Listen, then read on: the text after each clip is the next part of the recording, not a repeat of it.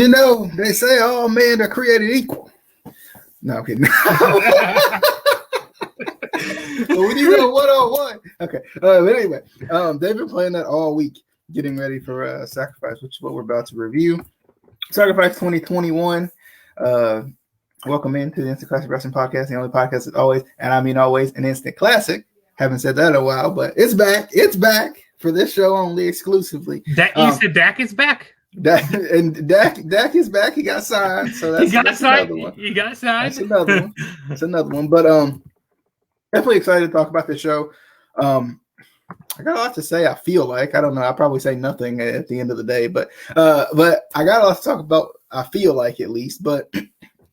Overall thoughts on the show in terms of Sacrifice. Oh, welcome in, Justin. What's up? What's up? How you doing?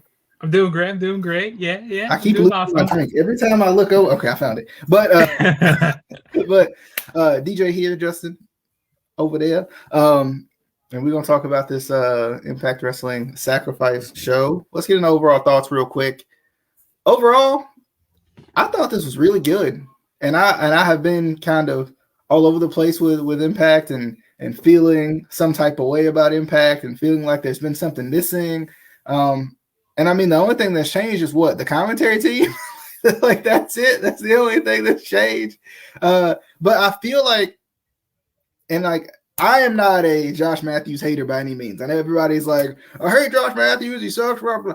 And I understand because Josh Matthews comes off a little bit like Michael Cole in a way, like a little bit like everything he says is too scripted. It's too for the company. There's no creativity in it. There's no like, oh, let's add that little bit in. Like I feel like Stryker especially has a way of kind of like getting you interested in what he's saying. Like, because and also he was a former wrestler. You know, he's been in the ring before, right. And he actually knows what moves to call. And so is D'Lo Brown. You know, he's been in the ring before also. D'Lo is not my favorite. He's not your favorite? He's not my favorite at all. I love D'Lo as a wrestler, as a character, but as a and it could be like, I don't know how many times he's done commentary, but some of the stuff he says is just completely generic, or like it feels like he's treating me like I'm five, and sometimes that's good. But like, I don't know, one of the perfect commentators that was able to do that for me, like treat me like I'm five, like analyze the moves like that, was Taz. That's the only one I could listen to that like he would like tell you why a headlock was in the way a headlock was in, and you were like, okay, yeah, that makes sense. But like, for some reason, D'Lo, I like him, and maybe it'll grow on me, but I think it could be a little inexperienced. I don't know, but like he comes off like he's trying to like, this is wrestling, and this is how wrestling works, and I'm like I got that, D'Lo. Well, of course we know that. Yeah, like dive into it a little bit more. I don't know. It's weird to me. Like I like the new commentary team. I think it's definitely took Impact to another level in terms of me watching the matches. I don't know if it's the crowd noise. I don't know, and they've added that too. But I don't know if it's the crowd noise. I think it's the commentary team because, I don't think we realize how important the commentary and the fans in tandem helped out with a match. But listening to Sacrifice, like watching Sacrifice, made me like there was something about it that I was like excited to watch everything on it. And albeit I've been watching most of the shows for Impact leading up to it, so I've been excited about pretty much everything going on, and I have some things that I have some gripes with, and we'll talk about it a little bit later. But I mean, overall, I thought this show just got me excited. Like it like there was something about this show that was different from the previous pay-per-view we had and the previous special that we had. I can't think of the names in order. I think No Surrender, and then the one before that. Yeah, No Surrender was in February, and then I think was it Genesis in January, maybe? Yeah, I mean, because this to me felt like it may have been the best pay-per-view they've had in like a year, like True. Since the pandemic started. It just, there was, I don't know what it was. I can't describe it, but there was something about it that just was different. It felt more lively. It felt more, maybe more polished. It felt more like it just felt more exciting. Like I think I have to give credit to the commentary team on that. I think because I think it was the commentary team that made me feel like, okay, I can really get excited into this. There were certain things in storylines that I didn't understand that if the commentary team didn't continue to rail on them, I probably wouldn't have. I would have been like, why is this happening? And like that's important because under the previous regime of commentators, especially with Josh Matthews, it felt like all right, Josh, you got to say it's boss time. Like it felt like that. Of course, that's it's Michael, boss you know time. What I'm saying? Like it's like, okay, she's getting on the announce table. Michael, it's your time. All right, it's boss. It just didn't. It felt like it was too much. I don't know. There was something too scripted. Something about it just felt like it was. There was promotion that didn't meet too many people. There. Too many people in their ear. Maybe I don't know. Like because like this, like I said, I've always liked Stryker. And he comes off like a nerd, and maybe that's why I like him too. But like, I've always liked Stryker because I mean, he was a teacher. He was. Maybe that's why. I don't know. He just like I'm not gonna say he's like the greatest commentator I've ever heard in my life, but like he can get you excited and get you interested in what you're watching. And I don't know what I can't even explain why. Like there's things that Matt Stryker says that nobody else would ever say ever, and I guess I like that. But overall, like I said, I think this is one of the best shows of Impact's previous 12 months. Since the pandemic started, I think this is the best show I've seen from them. Every match felt like it had a good flow to it. Not like I don't know what it was about this show. I just went back and watched some of the matches that I felt like I missed.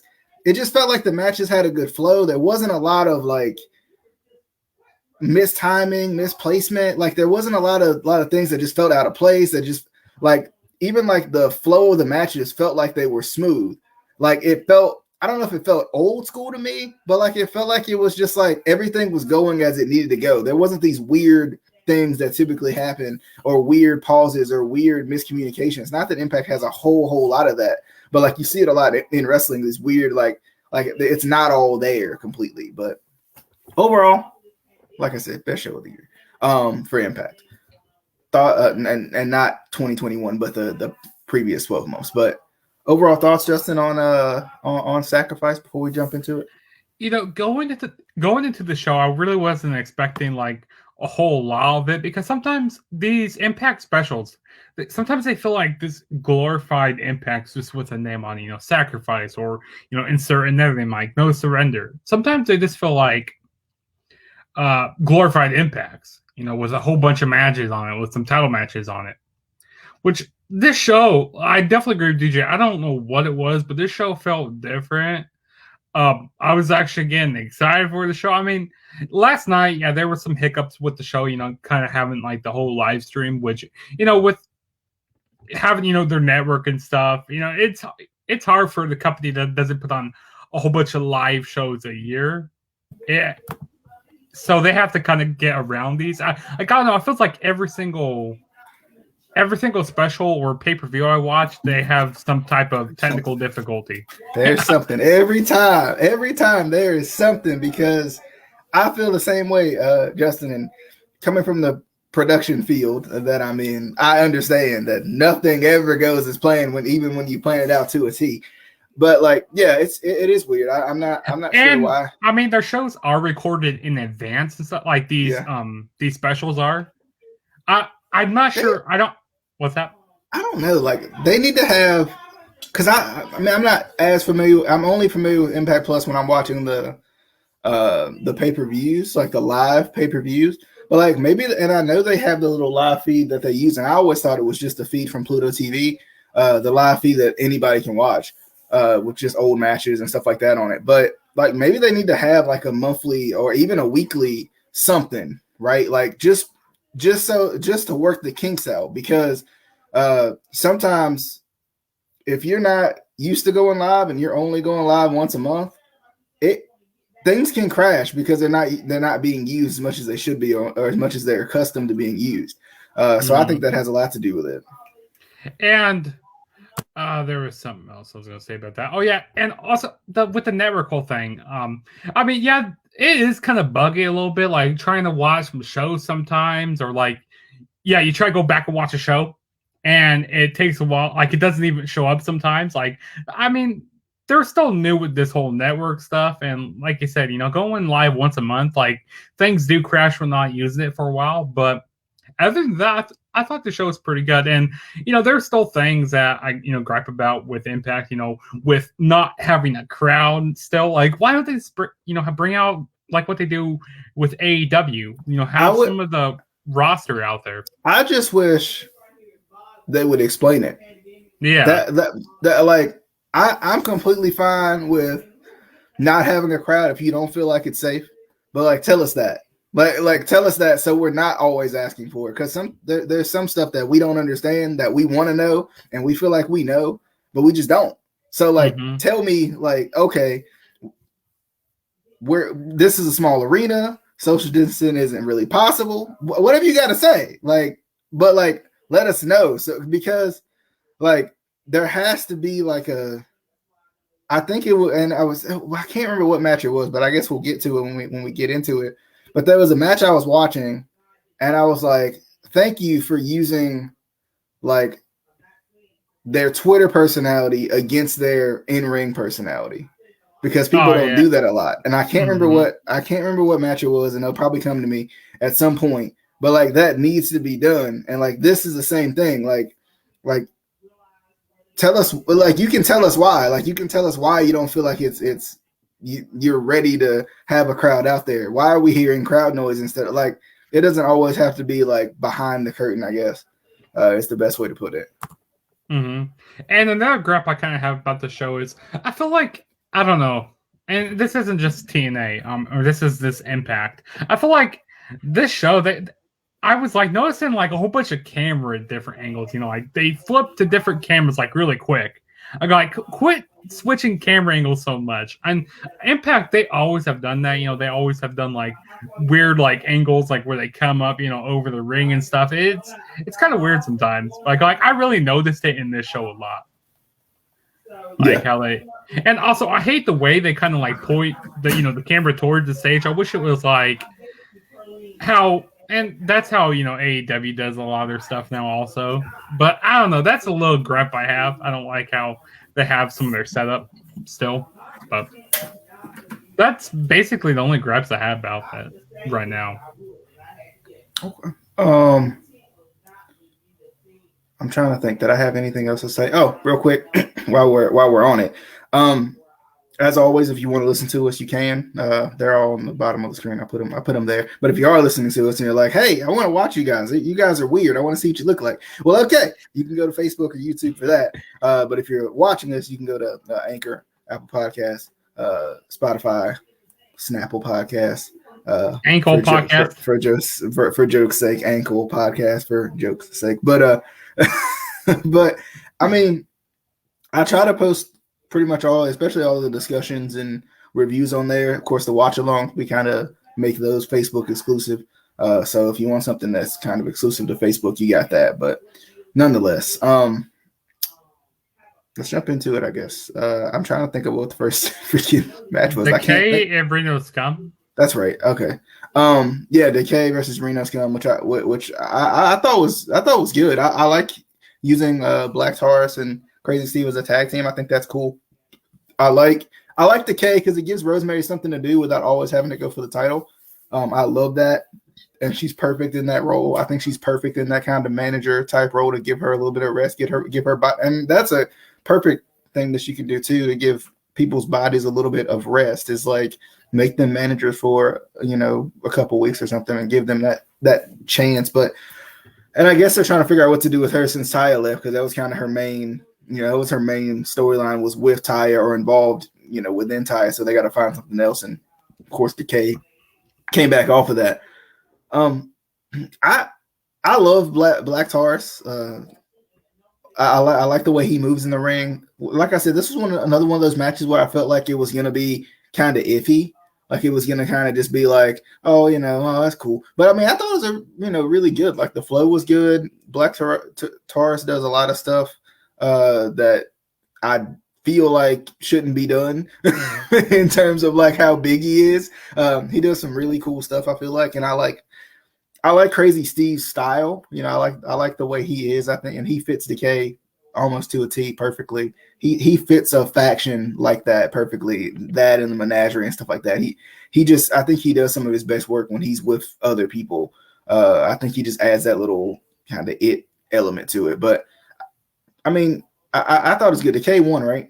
Yeah, Decay did win. Yeah, and I think it's a good way to introduce Black Taurus without throwing him into a title picture or something like that.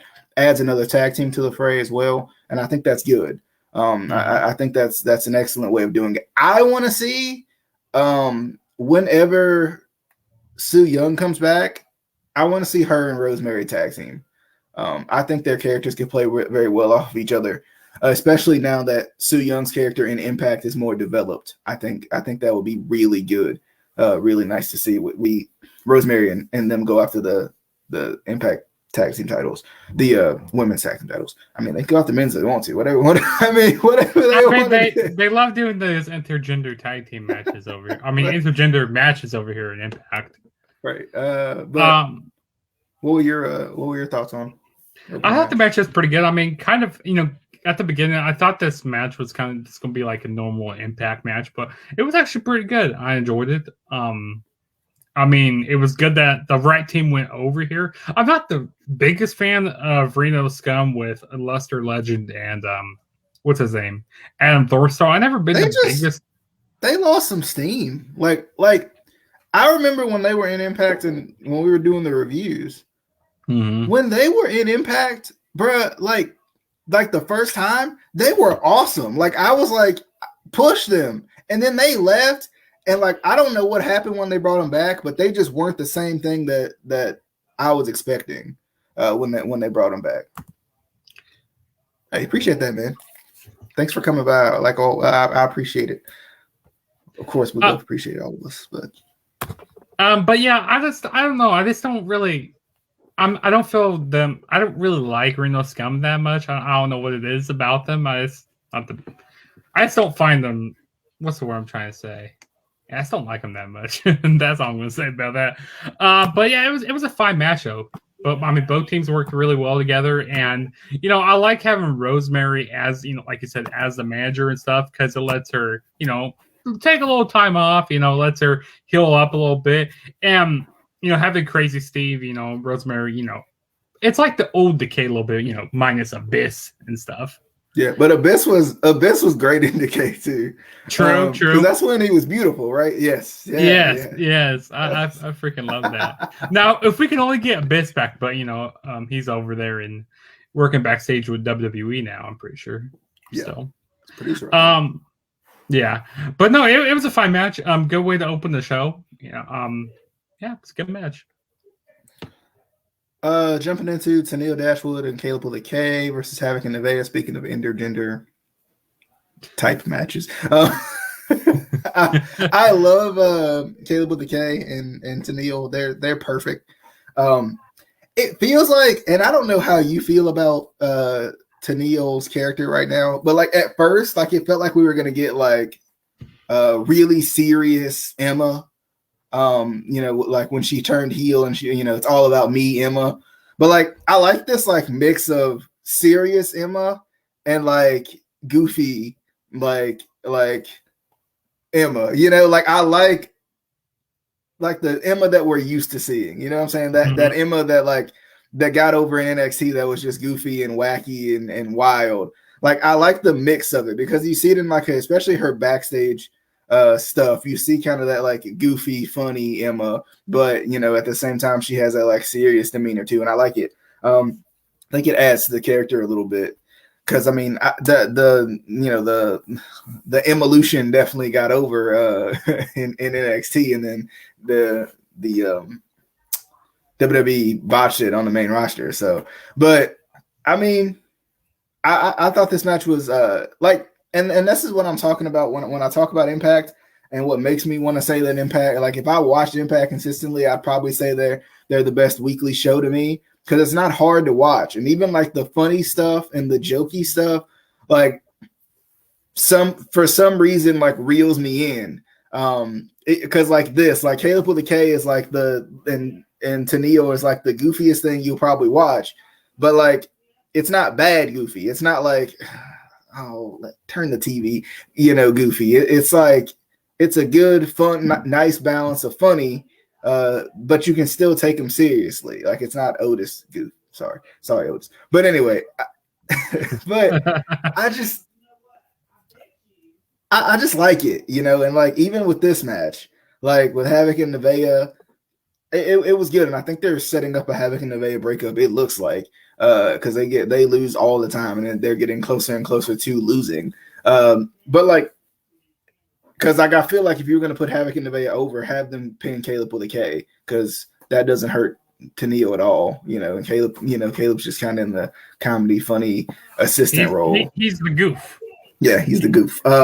He's the goof of the bunch. But I mean, I thought it was a pretty good match. I mean, I thought it had its funny moments. I didn't think the flow was bad. It didn't get awkward when Caleb with a K came in the match or anything like that. I mean, I thought it was good. What was your thoughts? Yeah, I thought the match was pretty good. I thought that it seems like when Tenille Dashwood, when she's always tagging up with somebody else, she always loses. But here, she's actually tagging up with her, manager, Caleb with the K. But she actually pulled out the win here, which I was quite surprised about. Which I hope they eventually start pushing her towards the Knockouts Championship, because she could be a great Knockouts champion. Like, and her, she could have a great match with Deonna Purrazzo. I would love to see that. But I'm kind of confused with like this rivalry here, like the way this storyline's going, like because she was trying to break up, she was trying to get Havoc, to join her, and then Havoc and Nevaeh, they're trying to get out on the same page, and it's kind of still looks like they're going to break up, but don't know where like Tenille stands in with this whole rivalry here, so I'm kind of confused on that side a little bit with this match, but the match was fine. I mean, Caleb with the K, I mean, yeah, like you said, it wasn't really awkward when he was getting into the ring, when he was actually squaring off with Havoc and Nevaeh. I mean, he did get beat up by them a lot, but, that's Caleb, because he doesn't have... I mean, but the moves that he was doing, he is actually pretty good in the ring, for the stuff that he was doing. You know what? We need a Caleb with a K versus Casey. We need a Caleb with a K and Casey match. It's C.R. O'Malley. We need a Caleb with a K versus Casey with a C. Yeah, Casey with a C. C.R. O'Malley. Yes, we need that. Book that. No, but the match is fine though. All right. Violent by Design, which was Deaner and Joe Doering, which was a nice change from usually Eric Young is very involved in this, but with Deaner getting a more prominent role and Joe not just standing around in the background now, it's kind of cool to see this pairing going up against Chris Sabin and James Storm. I enjoyed this match too. It had a little bit of interference in it. Like I said before, like this is the perfect way to build up Deaner or something, and not as Jake something, or not as Cody something, but build up Deaner as a real threat to something. The mid-card title, even as a tag team or something like that. Like, just like builds him up as a guy that has some credibility, for lack of a better term. And I mean, I think they're doing a good job with it. They haven't really done as great of a job of explaining Violent by Design, but I think that's good. And it could be, for lack of a better term, by design to show us, to kind of like give us something to try to figure out ourselves. Because I mean, I like Violent by Design, but I don't know their purpose. I don't know what are they trying to do? Why are they recruiting all these people? And how are they recruiting everybody that it seems like they screw over? Like why is this happening? Because of course, at the end of the match, Rhino came in and he turned, and they had attacked Rhino because he was talking to Slater, and that could be because they don't have anything to do with Rhino right now, and they couldn't just. I mean, I guess they could have just wrote him off TV, but you got him under contract. Why not? And with Slater being hurt, maybe the injury is a little bit more serious than maybe we thought it was going to be, or maybe they thought it was going to be. So they turned him and had him join forces with Violent by Design. But, I mean, I don't think it's a bad thing. I wonder, is he going to shave his head? I don't think his hair will ever grow back if he does, because I don't think he's ever shaved his head. But, I mean, I like it. It gives him another veteran presence in there. To to kind of do his thing, and Rhino's a brute as is, so I think that adds to it. I'm excited. I'm excited to see what Rhino adds to the group, and kind of what happens with EY, Joe Doring, and everybody, because I think Joe Doring has definitely grown on me. Of course, EY has always been great. You wonder what he's gonna do. You wonder what's their next kind of path, of destruction. All of that, like, what are they gonna do? So I'm curious, but I mean, I thought this was it was a good match, and I think it had a good little turn at the end. And I think Rhino did an excellent job with his gore, because there was somebody on the apron, and he went to hit them off the ropes, and that's how he hit the ropes for his gore. Like, I think it was. Oh man, who was Jake something? Was it Jake something? I think it might have been Jake something on the apron. But like, thank you. Thank you. That's what. Like that's what needs to happen. Like that was an excellent way, and I'd already seen it, because I watched the match. So when I watched it again, watching him go and try to hit Jake off the ropes and then bounce off the ropes and hit the gore, that was freaking Rhino may have the greatest spear of all time. Nobody gives Rhino his credit. It looks like he was going to go after Violent by Design, because it looks like he was going to help out Sabin and Storm. I think it was EY or something. It wasn't Jake something. I'm thinking about the turn. It was like EY or something. And then he speared Chris Sabin. Yeah.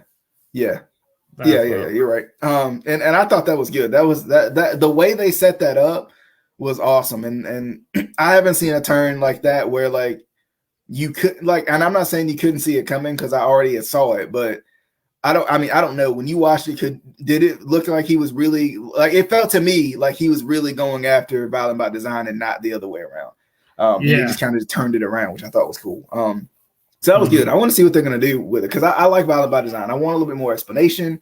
I want to know a little bit more about them. But I mean, that's still a good thing, because I mean, if you're to the point where everything, there's no point of watching them anymore, is it? So I mean, I think it's good. But Justin, what were your thoughts on the Violent by Design versus Sabin and Storm match? Yeah, I thought the match was good. Both teams worked, really well together. James Storm and Chris Sabin, the veterans in this match, and you had more of, Cody Deaner, or Cody, not Deaner, Cody and Joe Doring, they were kind of like the newer guys here and stuff. So I mean, both teams worked really well together, especially towards the end. When a whole bunch of stuff was breaking down, you saw Jake something and Eric Young going at it. It was just a whole bunch of crazy mess at the end there, and especially like DJ said, with Rhino coming out. I did not see this coming at all, because he just got a few months ago. He got beaten up by Violent by Design, and he joined them. I want to get an explanation. Like, why did he join him? Like, why is he? They go like, hey, you know what? You got that call your shot, trophy, whatever, because they won that battle royal a long time ago. Him and Heath Slater. So maybe that could have something to do with it. I don't know. It's very interesting. I think factions are more interesting when you have a real tag team. So I'm wondering what direction they're going to go. I think it makes more sense to keep Heath by himself, or have Rhino turn back against Violent by Design. Yeah, because I kind of feeling maybe he could be only joining Violent by Design to get inside the group and try to beat him down that way. The group a little bit, infiltrate the group, kind of like what MJF has been trying to do. And hey, have this group go over to AEW. Have them go attack them. Yeah. That would be. I would love to see that. Well, and I think, but people will make a joke of it. People make a joke like, "Oh, why are these guys here?" You know how people shit on Impact a lot. But that wouldn't be a bad idea. Yeah, I think that would be a good idea. I think another option that they have is have Jake something join Violent by Design. Now you got a real tag team in Violent by Design, and you didn't have because it's one of those things where Violent by Design breaks you down and eventually they take you. So have like have Rhino break away. As Rhino's breaking away, you can have Jake something join.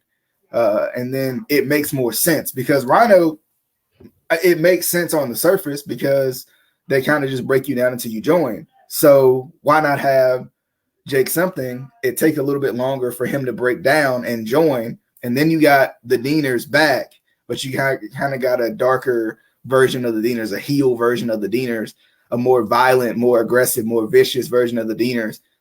And now you can add another, like you got Slater and Heath as a tag team. That's another tag team you can add to your list. And then you got the Deaners coming out of Violent by Design as a tag team. Then Doran. Did he say Slayers and Heath? I think Slater and Rhino, you know what I'm saying? You got them as a tag team. Yes, I did, but you got them as a tag team. Yeah, Slater and Heath, that's a great tag team. I love them. I mean, Ethan Page did fight himself. That's true. That's he got his heart taken down. Oh man, that was bad. That was bad. But no, I thought this, watching this turn, I liked it.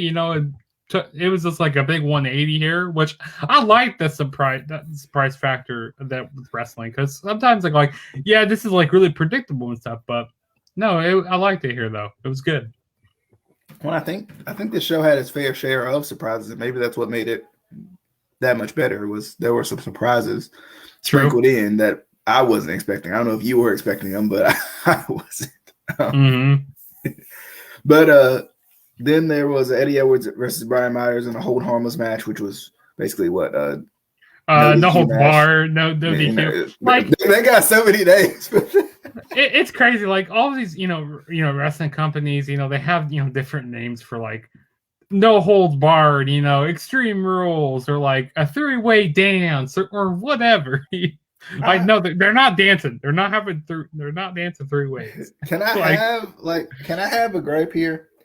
Like, and I probably sound like Jim Cornette at this point, but like, and who would have thought we ever would have said that on this podcast? But like, can we just have a wrestling show for once?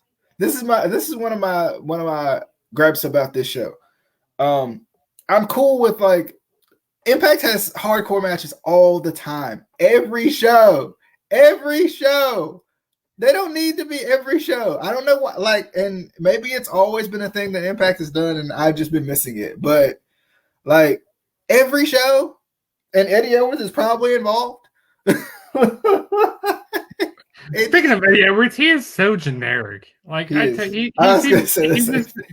like the so generic indie wrestler or something. Like I liked him better when he was a part of the Wolves because I mean I like the character. There's no reason for it. Like at first it was like he was unhinged. Like okay, cool, but then once he turned face, you can't be unhinged anymore. Like it doesn't make sense.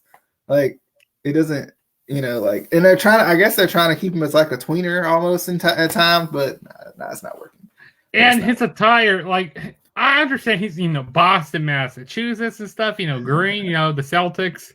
Speaking, you need to take off those colors. Celtics, no. Just no. Okay?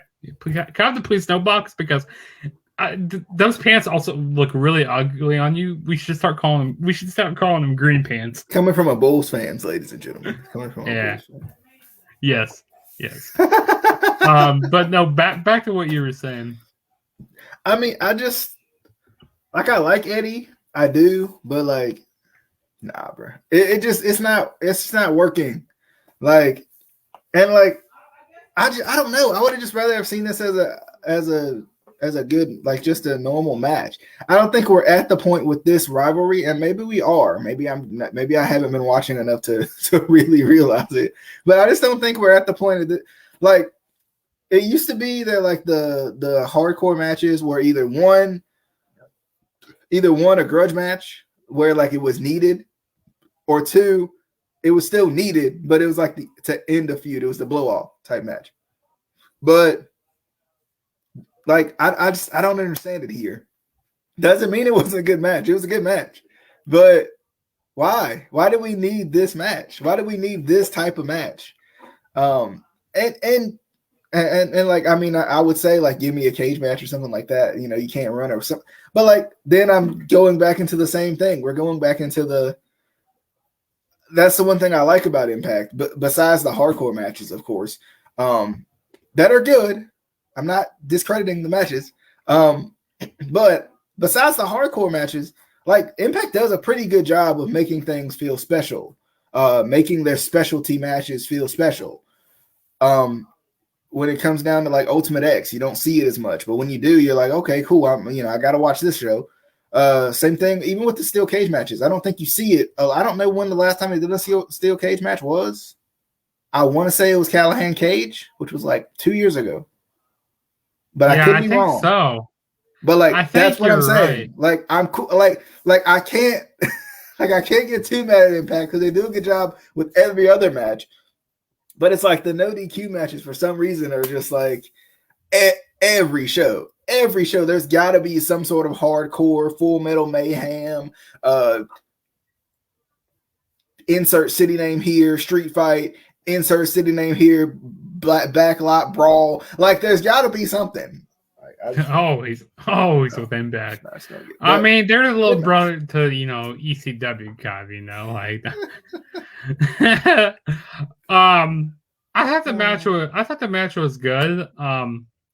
Like I feel like during these hardcore matches, I feel like they always bring out the same weapons. Bringing out a cookie sheet. Like why you always have to bring out cookie sheets and like trash can lids and all that? Like, I mean. Can't you bring out a ladder? Do something. Like, I mean, those are kind of smaller gripes about this match. But I do like that spot that Eddie Edwards did, like through the table. The backpack stunner. He put Brian Myers through the table. Which also, okay, so the lead up to this match, I really liked, kind of like this promo. Like when it showed Brian Myers and Scott D'Amore kind of talking. And saying, yeah, so me and him are having he said that he's going to have a submission match. He thought it was going to be a submission match.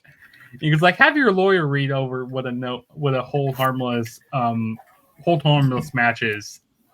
So I thought that was funny. And also they were kind of making a joke about the whole eye for an eye match.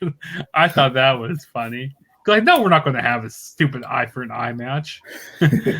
So I thought that was funny. And also we saw Hernandez and Matt Cardona get involved in the match. So I feel like this feud we're going to get something between Brian Myers and Matt Cardona. I mean, I feel like that's going to happen at the next pay-per-view, which is Rebellion, which is going to be, I think it's on April 24th. But yeah, I just think it's very interesting, like what they got going on here. Which I love this whole character with Brian Myers being the most professional wrestler. Like I love that whole gimmick with him. And then I love how certain things will happen, and he'll be like, "That's not professional." Yes, I love it. But like I said about some of those weapons that they brought into this match, like cookie sheets and I feel like every hardcore match in Impact now, we always see some cookie sheets brought out. We also see steel chairs brought out, which I like that suplex onto the steel chairs. That was nice during the match.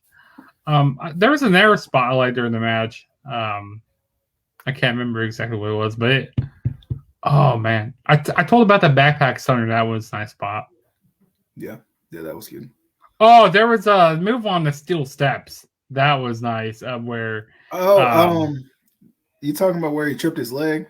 Yeah, that was good. And then I don't know if you talked about the spot on where Myers was under the ring and he pulled him into the apron. Oh, that was cool. Nice. Yeah, that was nice. That was kind of different. I thought he was just going to try to run away for a minute there, but instead he pulled him into the ring apron. He pulled him into the apron, which. That was really smart. And even the commentary team was like, oh, we never seen anything like that before. Like something different, something unique. So, which I like how the commentary team was doing that. But no, it was a good match, though. It was good. Definitely. Impact Knockouts tag team titles. Fire and Flavor versus Jordan Grace and Jazz. Another match which I thought was excellent. I personally, just personal opinion, personal preference, in terms of female, and they don't even have but like 3, but like, and maybe, and let me just focus on the champions. I think more than anything, instead of the roster, of course, because of course Impact doesn't have as many knockouts tag teams yet.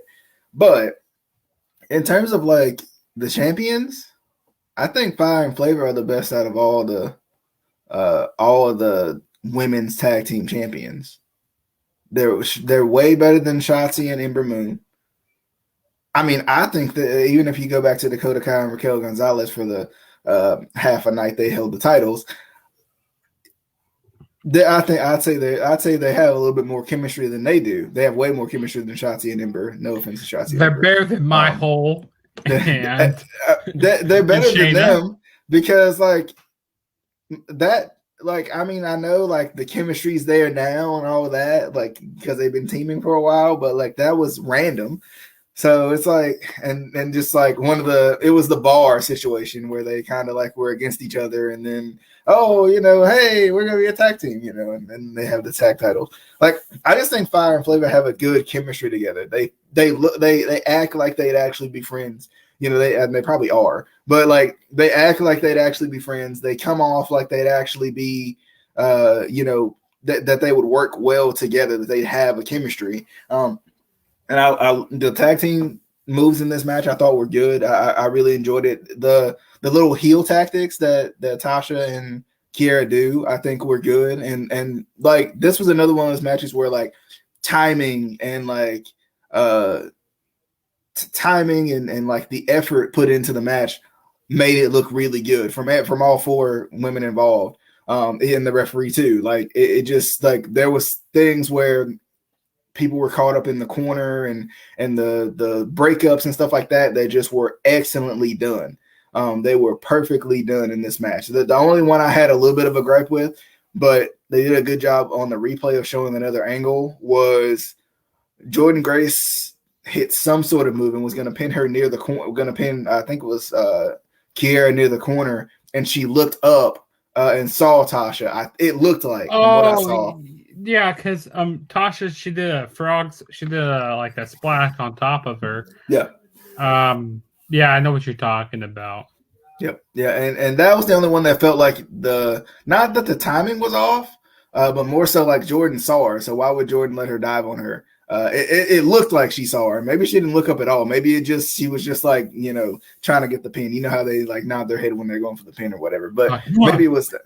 Maybe it was that. But I mean, I thought this match was excellent. I like Jazz and Jordynne as a team. I think it gives Jordynne Grace something else to do. I would like to see her as a dominant heel, Jordynne. I really would. And I like, once again, playing off the commentary team, I like the commentary team mentioning, Jordynne's youth a little bit and saying that, Jazz is helping her out in certain ways. I like that. Like that's perfect. Like that's excellent analysis of what you're doing, because it's like it makes sense. Like even if it's not true, it makes sense. Like Jazz has been in wrestling for however long, right? Like at least 20 years. So it makes sense that she would import some wisdom on Jordynne Grace. I hope we get a Jordynne Grace heel turn and she gets to feud with Jazz for a month or two. I think that will be. I mean, we did see them have a match at, was it Genesis, which they put on. That was a good match. Mm-hmm.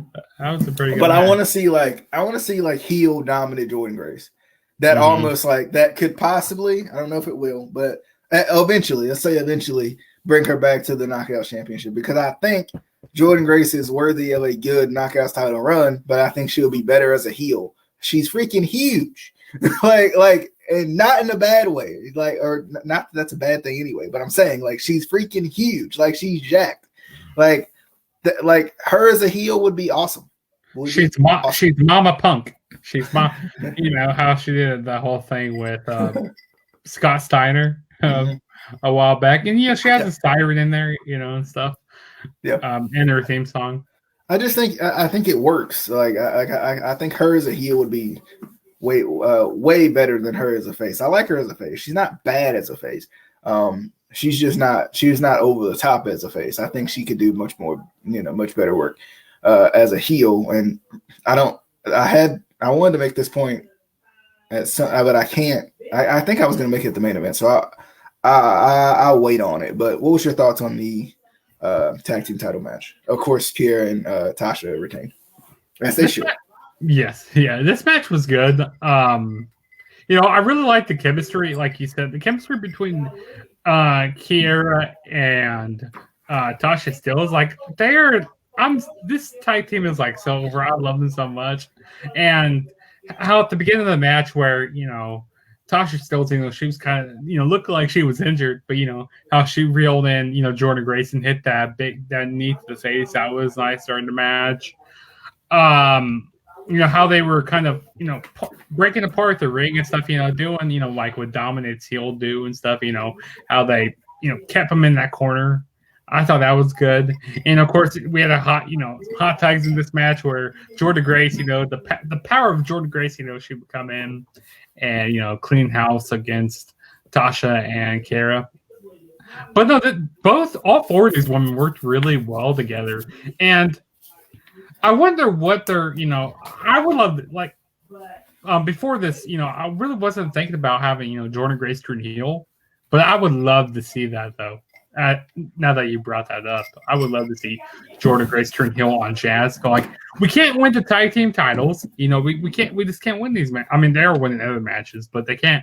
They're like, we can't win the big one. Well, because it doesn't make sense for Jazz to turn heel because she's probably not going to be there, but for so long. So have Jordan turn heel and make a run out of it.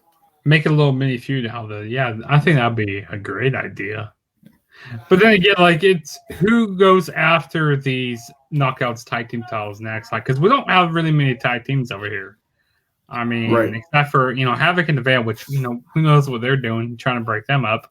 Mm-hmm. Yeah, and you lost Taya, so you don't have Taya and Rosemary. That's why I was saying maybe Rosemary and Su Yung. Mm-hmm. But you do have Deanna, or not Deanna? Yeah. I mean, you got Deanna and Kimberly. You got that. Or you got Kimberly and Susie. Yeah, I think it would be cool to see. I wouldn't be surprised if they did a Susan, trying to embrace the monster type storyline with Rosemary, and that's how they end up tagging in some way. I wouldn't be surprised if they went that route. Which I kind of want to see, some of these teams that were in the whole women's tournament. I want to see some of these teams come back, like the Sea Stars. What's her name? Renee something. Renee Michael or something. I can't remember her name. Was that Renee Maverick? I don't think that's. I mean, that's not her ring name. Renee Michelle. Renee Michelle. Yeah, I'd like to see her. Damn, but I can't remember who her partner is. Wouldn't we all? Killer Kelly. Mm-hmm. Yeah, I think that's her partner, Killer Kelly. I like to see her back. So bring some other teams in. That actually makes sense. Just don't pair some random teams together, like Tennille Dashwood and Eddie Edwards' wife. Right. Right. I mean, and maybe that's a perfect shout out to Eddie for taking shots at Justin here, but I think that would be good for Alicia because Alicia is lost in the sauce. And not there's nothing for her to do. Put her in a tag team, and maybe that'll help her. Maybe that'll give her more of something, maybe more of a character. Because right now she's just Eddie Edwards' wife, and that's not. And she's the whole poker thing backstage with not Johnny Bravo. Yeah, Johnny Bravo's back there. Who what they could do? And I wouldn't be surprised if they did it. Why don't they do Tennille Dashwood and Caleb with the K? I wouldn't be surprised. I mean, we did see ODB and EY win those knockouts titles. I think Tennille and Caleb with the K will be better than that. True. I think it would be even better. I think it would be hilarious. Because EY and ODB was good. Don't get me wrong, but I think it could be better. But any more thoughts on that tag team title match? Nope. All right, X Division Championship. TJP and Ace Austin bruh. Now this was not better than Josh Alexander. Was it Josh Alexander and TJP, or was it the match before I said it was Josh Alexander, TJP. This was not better than Josh Alexander and TJP. Maybe because it surprised me, and maybe because I had expectations for this match. But this match was really good. It's a close second because Ace Austin is absolutely ridiculous. TJP is absolutely ridiculous. Like the talent between those two is unparamount. They are two of the best in the world. Period. I love them both. They're both just very smooth in the ring. TJP is like the smoothest wrestler I may have ever watched in my life. His transitions are awesome. And then Ace Austin comes in here and he's like, hold my beer. Because you watch Ace Austin and you feel the same way. Like you're like, this guy's freaking awesome. And as a heel, he's ridiculous. He's ridiculous. As a heel, like his promo skills, and I please reinvigorate the feud between him and Trey Miguel. Please. It needs to happen. That was a great underrated feud. And don't involve Trey's mom this time. Just let it be a real who's better than who type thing. Please. This needs to happen. And there's so many great, wrestlers in this X division. Like you have Chris Bay over here, TJP, Rohit Raju, which Rohit, he's so hilarious. How do you see Rohit as a champion again eventually? Ace Austin, Trey Miguel. Like this X division is pretty good right now. Yeah. Eddie, got to. But anyway, but I feel like, man, there is a lot of talent in the X division, and even Josh Alexander, adding him in, he's way better than I ever thought he would be, because I always thought he was a tag team guy. So I fooled myself. But like he's way better than I ever thought he would be. And like I think just the promos that Ace Austin is going to cut as X Division champion is going to be great. He had a pretty long X Division championship run before. I don't think it's going to go that long this time, but they do a pretty good job of keeping titles on people for a long time. The perks of having not as many pay-per-views, but now they've gotten back to pretty much 12 a year if we count the specials and the pay-per-views together, which I think needs to go down a little bit, just a little bit. Because I think like that's what I liked about. I didn't like the fact that there was only like 4, but I mean, give me 6, maybe 8 at the most. I don't think you need 12. I think 12 is just too much. 12 is almost like overkill. And I mean, I know it's what we're used to, but like, be that different that we want it to be. The crazy part is, and people are so like, and they always have been for 20 plus years on Impact, just on Impact all the time, and how they're not good and all this. But the funny part is, you put Impact in AEW's arena, and people will be like, "This is an awesome show." True. What? Yeah. So like, I want them to like find a bigger arena. I don't care if you fill it out. Just find a bigger arena and just remember that people for some reason really care about production quality. They really do. That's true.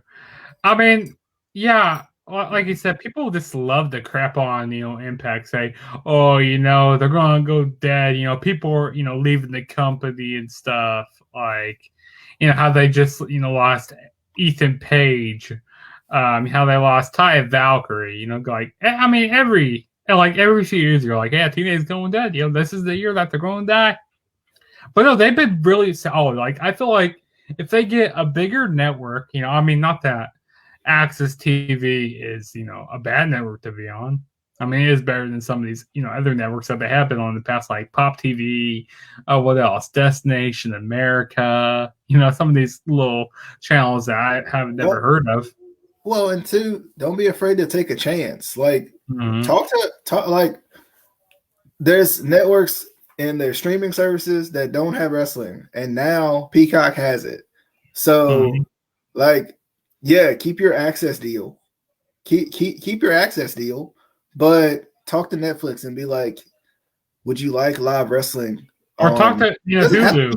It doesn't have to be Tuesdays. It can be Wednesday. It could be Thursday. Just a completely Hulu's another one that like I would, because like, and we've talked about this before. I would go to Netflix and be like, Hulu has live sports, Peacock has live sports.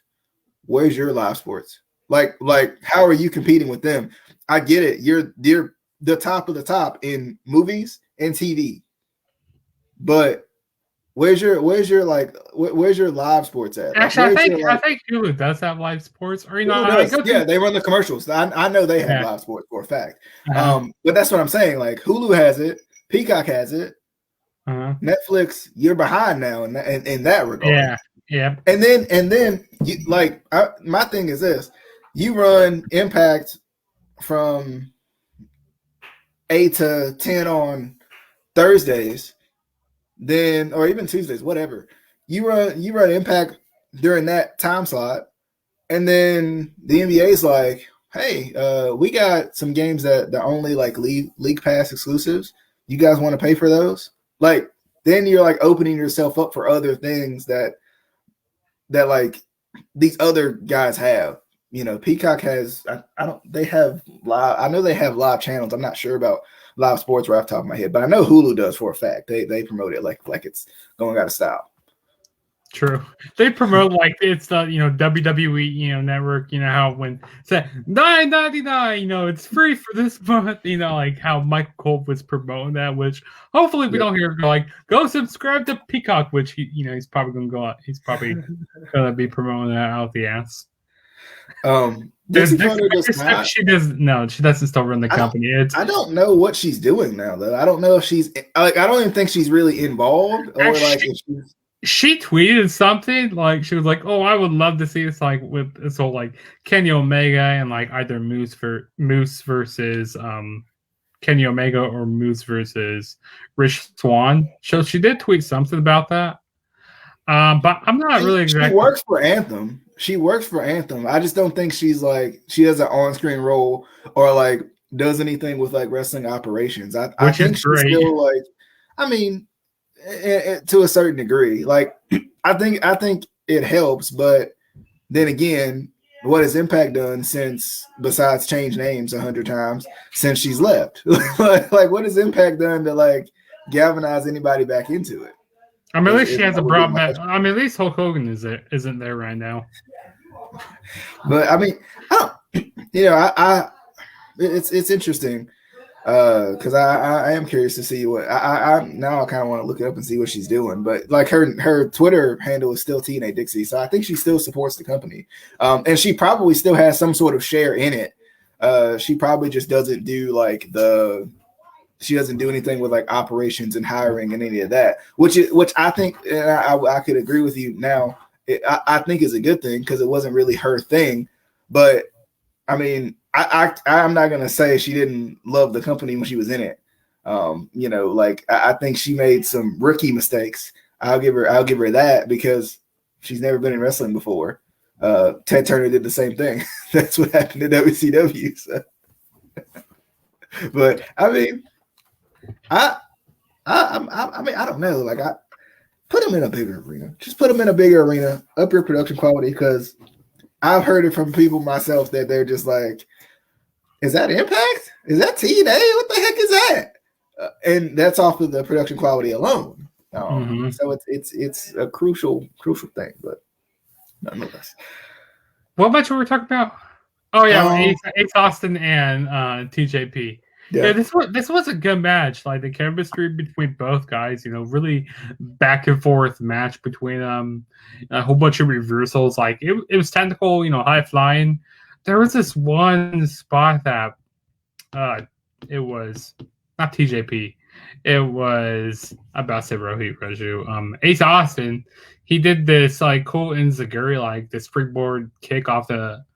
Yeah, he did the springboard kick. That was pretty cool during the match.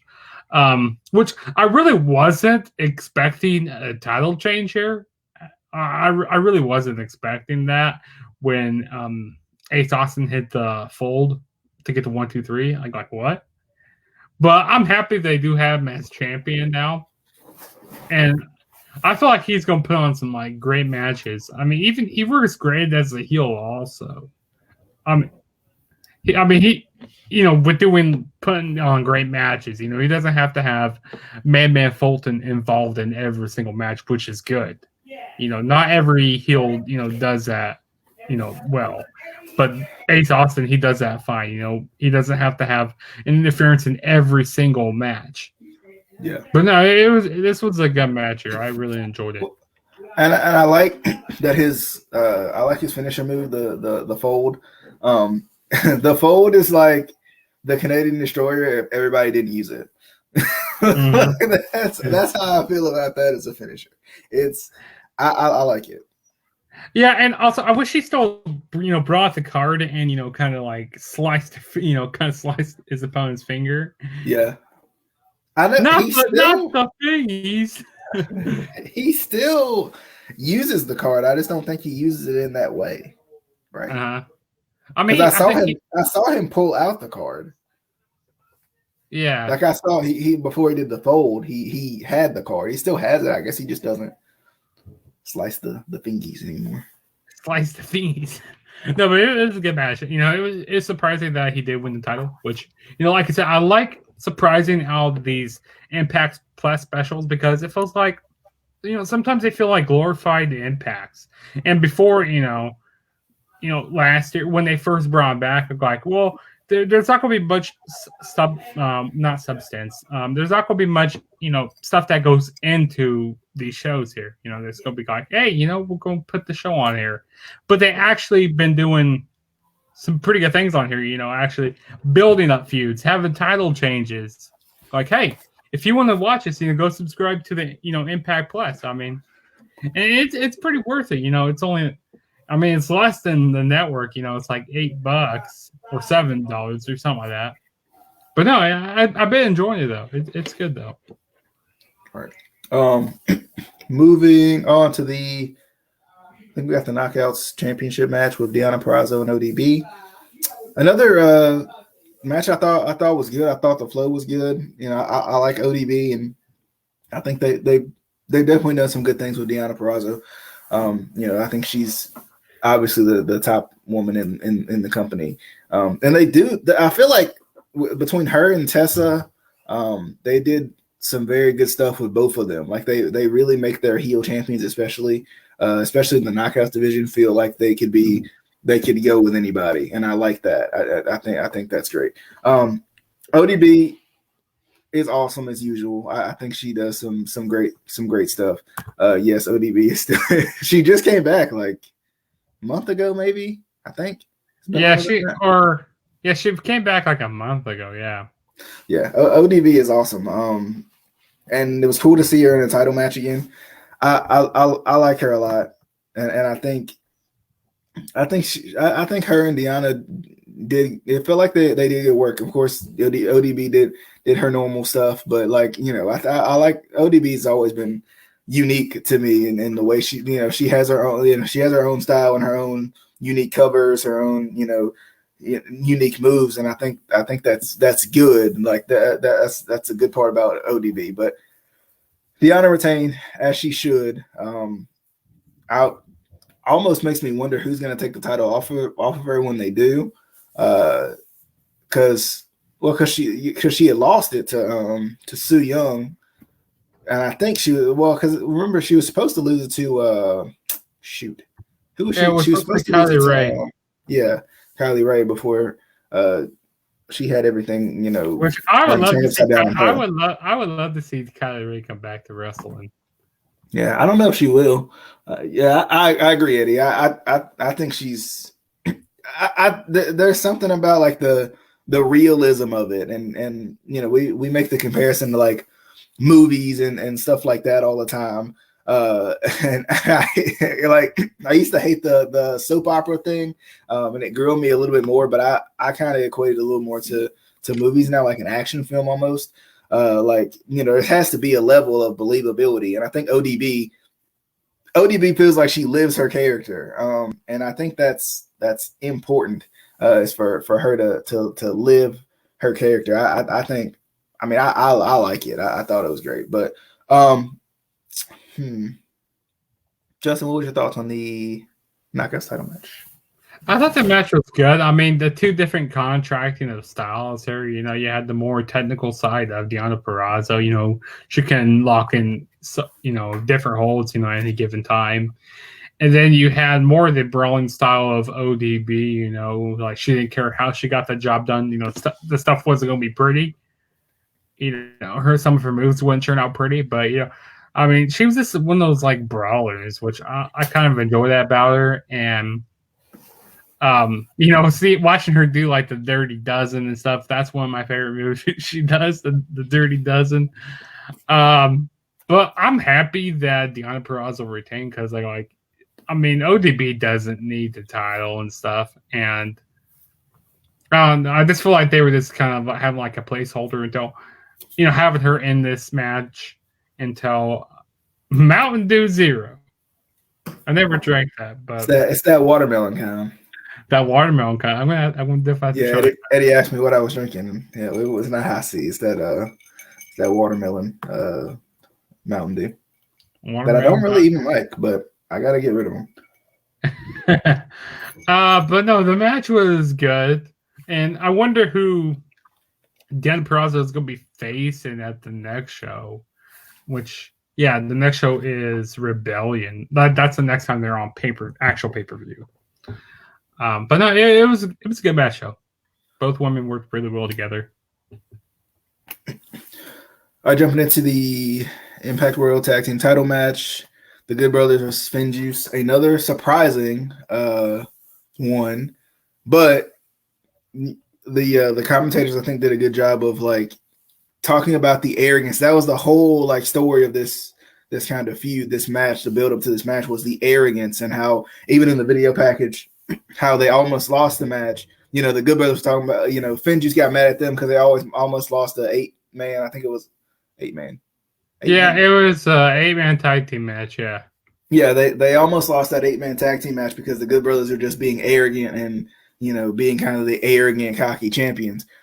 But I think, they played on that so much in this match. That was kind of like the whole, gist of it was, there's the Good Brothers are arrogant. They've been there before. They've done it before, Then on the other side, you got the kids, the young.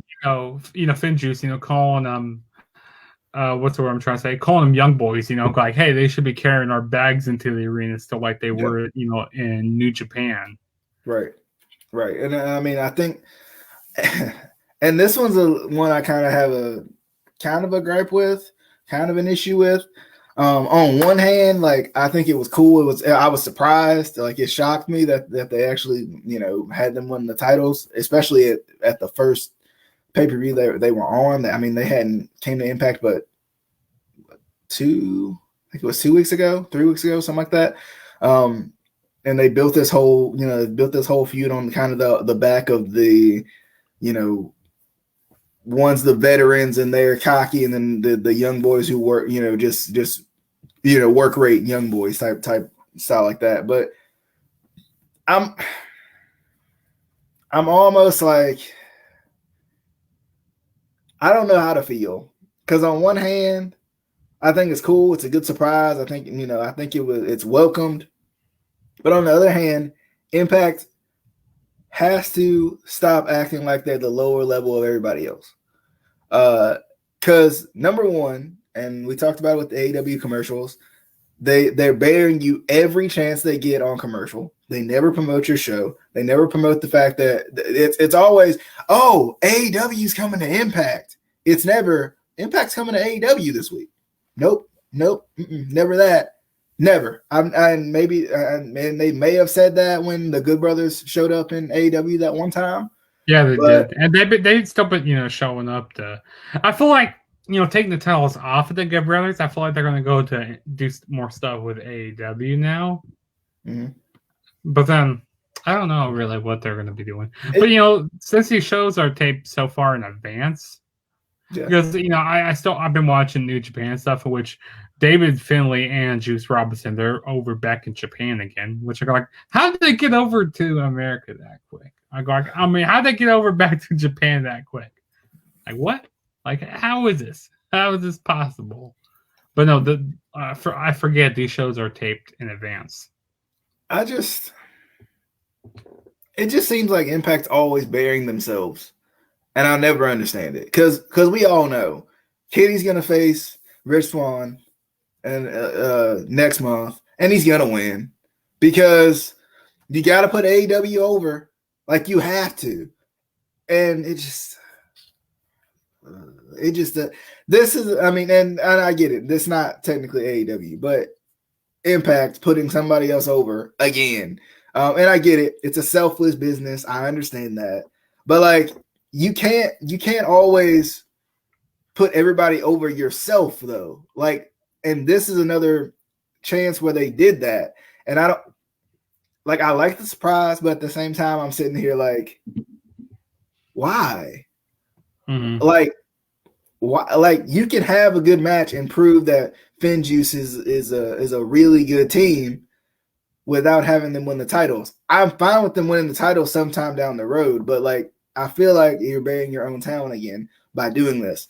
Same thing with the thing coming up with Swann and Omega. Like, I hope Swann wins, but there's just something telling me that they're going to put AEW over because AEW, since they started the whole agreement that they've been working together, AEW has went over in every way, every time, except for, of course, Private Party didn't win the tag. I think they went for the tag titles, right? They didn't win the tag titles, but like when it comes to the world championship and it's title for title, I just now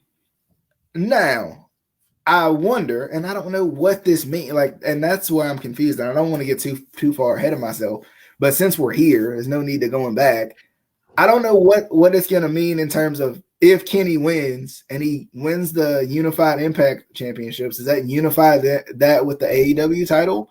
Can he defend them both separately? Like, because with, and kind of getting into the main event with Moose losing against Rich Swann, which was another surprise. It's a welcome surprise. I'm good with that one. But with Moose losing to Rich Swann and Rich Swann now having the Unified Impact or the Impact TNA, I don't know what they're calling. I feel like Rich Swann, he's not going to be carrying around the white strap much anymore. I feel like they're just going to, or maybe they might make a new title. I don't know. Maybe I don't know what they're going to do, but it makes me wonder. I kind of have a feeling they're kind of trying to do what New Japan is doing. Kind of get rid of like two titles, just to bring them into one. But when I also feel like when Kenny wins this match, because he's going to, because that's what they're going to do. Because Impact sees it more beneficial to work with AEW than AEW does with Impact, and it shows. When this happens, when Kenny wins and he's got the Unified Impact title and he's got the AEW title, I think it'll probably be Moose that takes it off of him. Yeah, because my question is, can Moose take the Impact title back without taking the AEW title? I'm cool if he takes them both, but I just don't see that happening. Is he going to be able to defend them both separately or not? Mm-hmm. That's where my questions lie. But okay, so back about to the tag team match. I thought the match was good, with FinJuice and the Good Brothers. Yeah, and the surprise element here, like I was surprised. I wasn't expecting title changing, this quick here because they haven't really been on much.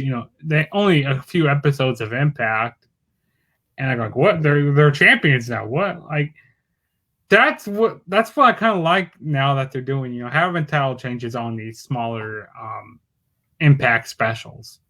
So that's I like the surprise element because, like I said, in wrestling these days, everything is like predictable, especially in WWE. Yeah, I'll give them that. They did surprise me tonight. But then again, like it didn't start coming to my mind until you were saying about how Impact are kind of burying themselves a little bit, putting the title on people from different companies, from New Japan, not have them in the same company. Like it, I mean, who knows? Maybe they did sign with maybe they are signed with Impact now. I don't know, but I mean they are still working with New Japan. But yeah, I definitely do see that, especially, we do see that with the commercials that AEW does, each week going, yeah, we're not, we're giving you all this money here, but we don't really care about you guys over here. We're just doing it to benefit us, which, it's more that Impact sees AEW, sees AEW as, a benefit, but AEW doesn't really see Impact as a benefit. And I think too, like even when you look at Don Callis, who works for Impact, of course, he's like all over AEW trying to get, trying to get Kenny to collect the Impact titles and stuff like that. Like, I don't know, it's just weird. Like I just don't understand why Impact can continuously buries themselves. Like why? And this was another indication of that. I'm glad that we got the surprise. I think it was a welcome surprise, but at the same time, it just like it just doesn't make sense. I don't think, not yet.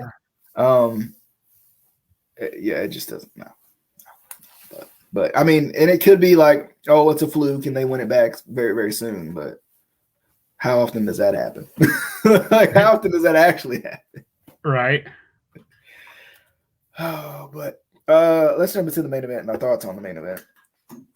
Moose versus Rich Swann. Like I said, the ending was surprising because I was expecting Moose to come in and win this match. But it was also like weird because Moose. I'm trying to figure out if it made any sense logically. Like, I know it's wrestling logic, so it can't always make sense. But like, you're telling me Moose was focused, didn't say anything, didn't pose, just came to the ring, tried to handle business, and go home with both titles. And he lost? Mm-hmm. You've been building him up for how long?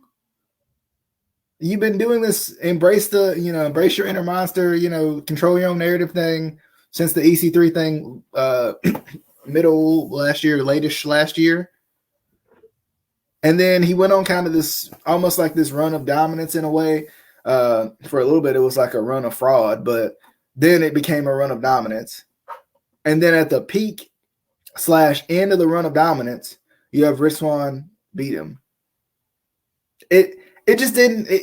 Like, I was happy about the surprise of it because I wasn't expecting Rich Swann to win, and I'm fine with Rich Swann as champion. But, and I don't know if they're like hoping that Rich Swann and Kenny will be a better match. I think it would definitely be a good match. But like, I don't know, and that also is why it pushes me to believe that they'll have Kenny win the title, because I don't think Swann loses anything by losing the title to Kenny Omega. Moose is practically red hot right now. So if you have him win the title and then lose the title to Kenny Omega, that would kind of hurt him a little bit. All of that for that, all of that build up for and it's just, and you can't, and I don't think you can do that. So maybe that's the direction they're going in. I would love I want to see Kenny Omega win the titles because I think that's going to happen. And then have Moose show up to AEW and beat the snot out of Kenny Omega and take the title back. He doesn't have to challenge for the AEW title unless he wants to. But do I really think AEW is going to give the AEW championship to Impact, even just for a little bit, for a little cross promotion? Debatable. I just don't see it.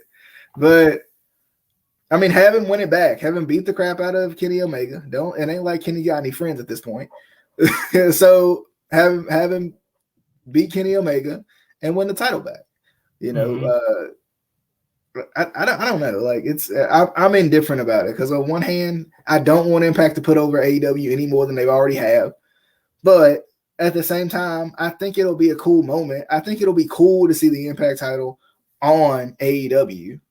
Like, I think, and I hope that they build it on both shows. Like, because they haven't done that as much. And I could be mistaken. I don't know. Fill me in if I'm wrong, Justin, because of course you watch AEW a little more than I do. But I don't think they built up Private Party and the Good Brothers on AEW. It was only on Impact. Yeah, it was only on Impact. I mean, they did mention it on commentary. Say, oh yeah, the Private Party is going to be going after the Impact tag team titles. It just doesn't make sense. If it just doesn't make sense, because the only real like crossover that's built from show to show was Kenny when he first won the AEW championship, and he went on Impact the next week. Like that's the only real like crossover that was, which he wasn't really, in the arena and stuff. He was on the bus and stuff, but yeah, still. I'm tired of Impact acting like they're the little brother to AEW. You've been around for 20 freaking years. Act like it. Mm-hmm. Like, you have way more merit than AEW has. And somebody record that and put that out. And mention AEW while you're at it. Because you got way more merit than AEW will have for the next 10 years. Like, I get it. AEW is the new hot thing. I completely understand it. But do not, if you're Impact, and whoever the heck is running them at this point, do not continue to bury yourself because the fans want you to. Screw them. Get them out of your face. You're the company. Like, it just no. This is what frustrates me. Like, I don't understand it. I don't get it. I'm excited for it. I am. I'm not saying I'm not excited for it. I'm excited for Rich Swann and Kenny Omega. It's gonna be awesome. It's gonna be a good match. And I think like it really has. It's really to the point where it could go either way. But why? Why keep burying yourself? I don't get it. Why? What's the point? Like what good are you doing yourself? They won't like. It's like an uneven relationship. You're putting in all the work, and they're reaping the benefits of it. Yeah. They're getting a little extra screen time. They're coming to the company with 20 years of merit and saying, "Hey, let me put our champion on your screen." Yeah, do you get kind of? But you're the 20-year-old company that doesn't have as good of a TV deal as you probably should. They're on TNT and they won't promote you. But like maybe Kenny's gonna be on Impact. That's all you get. Do you think that Tony Khan could buy not AEW, could buy Impact in the future? Maybe. Just like for, I don't know. What is he gonna buy it for talent? No, I would say talent, maybe for the library. He can't get it. But I feel like that's the reason. AEW as of right now, where are they going to put the library? Or they could use that as like their own library. Start putting their stuff on Impact Plus, and or they could like joint it. Even with Global Force. Global Force is a shell of a company. Was a shell of a company. Still is a shell of a company, and you still put them over your own talent. Explain. Right. How? Why? You changed your freaking name to Jeep. The Global Force. Global. I don't get it.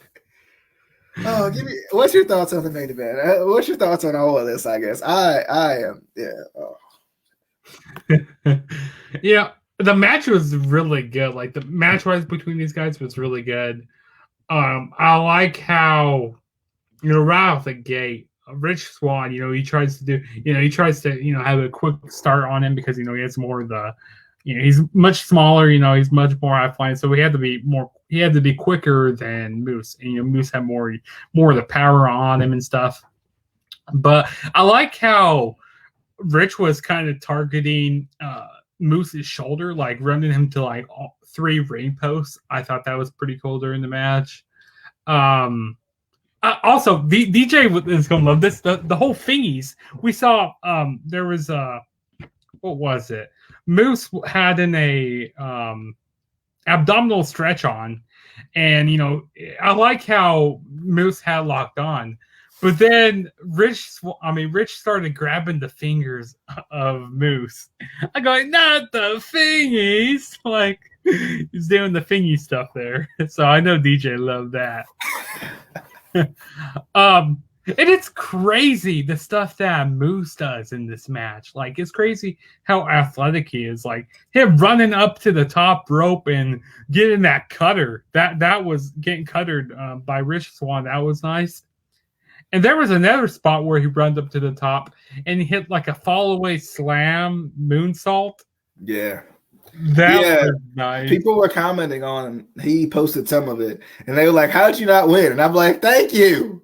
Thank you. How? Which, here's what would have made sense. It would have made sense to bring Kenny Omega out and, kind of help Rich Swann win the match. Because I feel like if Moose would have won the match, because like he could be going like, Kenny Omega can have this thing like, hey, the reason why, I costed Moose the match is because, I don't think it would say this, because like, I don't think I could beat Moose. Moose is a, big guy. So maybe that's why I think, maybe they'll save Moose and Kenny Omega down the line here.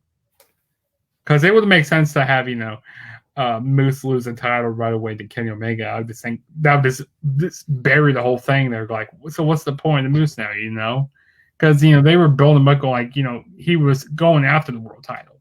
Yeah. And then the only other thing they could have done was waited on this. Had Moose continue to carry around the TNA title and be like, kind of call Kenny Omega out, and, kind of call Kenny Omega out. So they never do the thing where they make the TNA World Title a real title, especially if they're going to unify it a couple weeks later. Anyway, they never make it a real world title. He's still claiming to be the world champion. He's like, Kenny, I'm coming out. I'm the belt collector. I'm coming after you. Kenny's like, Moose, you're not a real champion. I want Rich Swann. And then, Moose somehow loses his match, let's just say. And then they have, because they have to have a world title match on Sacrifice. So let's just say Moose somehow, like you said, Kenny comes in, he interferes, something like that. And then have Kenny and Rich go at it. And then, title for title, have Kenny win, and then have Moose finally win the title that way. Yeah, see, that's how I see this kind of going. Moose finally went to him kind of not. I think that kind of be a little like turning tweener a little bit. Maybe turning face a little bit because he's going, hey, he stole our title. We're gonna go get. I'm gonna go get it back for us. Kind of doing that a little bit. I think that's the most logical. I feel like that's the direction they're going in this. But yeah, it was a really good match. Both guys worked really well together, which having the whole roll up at the end, which DJ loved those finishes. It made sense because it kept Moose strong also. Yeah, and they're both focused. Like Rich Swann didn't dance at all. I did more dancing during his entrance than he did. So like it makes sense, but and like here, like I'm okay with it because you do want to protect Moose because Moose is red hot. Like Moose is, he's got the highest ceiling right now in terms of like, what you want. You want him as champion. You want him as a real champion, but I guess they're waiting on it. Mm-hmm. And that's why I think like interference would have made sense. Yeah, if you don't have Kenny booked for the show, you didn't pay him for the show or whatever, have the Good Brothers do it. They're connected to Kenny. Yeah, have the Good Brothers come out and say, I could see, Kenny going like, yeah, he's kind of afraid of Moose because that match that they had, was it back at Hard to Kill, that 6-man tag match? Moose looked great in that match. He freaking that Spanish Fly he did to Kenny Omega in that match. And Moose is ridiculous. I don't care what anybody says. He is ridiculous. And I would love to see him go over to AEW, on a bigger stage and stuff. Because I loved him back, Ring of Honor and stuff. I love him here on Impact. To see him go on a bigger stage, even That'd be awesome, and I feel like that's what they're gonna do. And hopefully they keep it going back on both shows, AEW and Impact, because I just don't want one show going over more, like DJ said, because they need to quit. They have more of the experience. They're the company that's been around for 20 years. Been around for 20 years. Like, act like you've been around for 20 years. Don't act like you're the new company that's coming. Even though all the fans go like, why is this company still around and stuff? You guys, they lasted longer than WCW. And people still don't want to give them credit. Yeah, they had some weird decisions, in the past and stuff. But that's every wrestling promotion. Like, I tell you, this past... If you don't take chances, you'll never succeed. This past, year, I said, has been pretty good with Impact, TV-wise and stuff. And like you said earlier, have Impact in the AEW type arena and go like, what? This is Impact? This is a great show. It's crazy because Impact is one of those shows where I didn't watch at the time. Like, I didn't get to watch Sami Callihan's title run, but I know it was awesome because I went back and watched certain things and bits and pieces of it. And that happens a lot with Impact. Like, I'm like, I don't remember watching at this point in time or watching as much as I normally would or watching consistently, but that was kind of cool. So, same with me here, because I remember there's sometimes I take a break from Impact for a few months, and then I want to come back. And DJ knows that. And I told things I didn't like about TNA or Impact. I still like to call them TNA and stuff, but I still things I don't like about it. Speaking of yourself. But this is the most I liked Impact for a long time. Like, ever since I said last summer, that's when I really started getting into this. When the WWE was releasing all them guys go like, oh yeah, who's gonna be coming over here? That's what really kicked it off. The whole Slammiversary and the whole Wrestle House was good. Mm-hmm. Yeah, but Impact's been pretty good though. Ever since from July to now, it's been not bad. You're TNA, darn it. You're TNA still. The NWA has went through worse than this. Come on. Anyway. NWA, yeah, and you got. Come on. They kept their name, darn it. But anyway. Any other final thoughts on Sacrifice or Impact? I felt like we'd have a pretty good discussion on this, and it was a good show. But anyway, definitely hope you guys enjoyed as always. Shout out to Giraffe coming by, of course Eddie coming by as well. Appreciate you guys as always. Be sure, if you haven't already, if you like the video, share it with your friends, with your family, with your girlfriend, with your boyfriend, whoever you're talking to right now. Be like, the Instant Classic Wrestling Podcast, you got to watch it. You got to. If you don't like watching us, and it's probably Justin's fault, I'm kidding, but if you don't like watching us, probably Casey's fault. Watching our views go up. It's Casey's fault. If you don't like watching us, or if you want to watch it somewhere else, YouTube, you got that. If you don't like watching us, we got Anchor, Spotify, Apple Podcasts on the bottom of the screen as well. If you want to go there, just Google the Instant Classic Wrestling Podcast, and you will find us because you find our beautiful faces, and also we are Googleable. But as always, definitely hope you guys enjoyed. I kind of, Justin has been talking about it a little bit, and I kind of want to do it if I can get myself to watch Impact every week live or close to live. I kind of want to get back into doing Impact reviews or something, even if it's just a 15-30 minute discussion about Impact in general, what they did for the week or something. But I kind of want to do all of us together do a weekly wrestling wrap up. Yeah. For all the shows and stuff, doing one whole doing a whole bunch of reviews throughout the week, NXT, AEW, Impact. Just doing one thing like that. But we'll talk about that. Right. But nonetheless, as always, appreciate Justin for coming by. We'll see you guys on the next video, whatever that may be. As always, this was the Instant Classic Wrestling Podcast, the only podcast that is always, and I mean always, an instant classic.